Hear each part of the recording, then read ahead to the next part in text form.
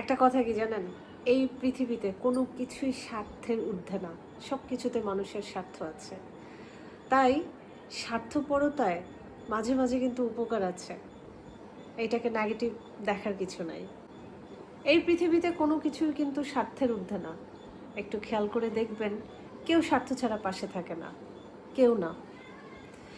যারা জন্ম দিয়েছে তারাও না, তারাও তো মানুষ, তারা তো মানুষের ঊর্ধ্বে না।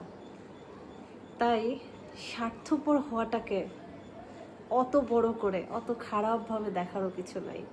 কারণ কিছু কিছু মানুষের জীবনে মানুষ অনেক বেশি স্বার্থপরতা দেখে, আর সেই দেখা থেকেই অনেক এক্সপিরিয়েন্স গ্যাদার করে যে না, স্বার্থপরতা থেকেও নিজের জন্য ভালো কিছু হয়।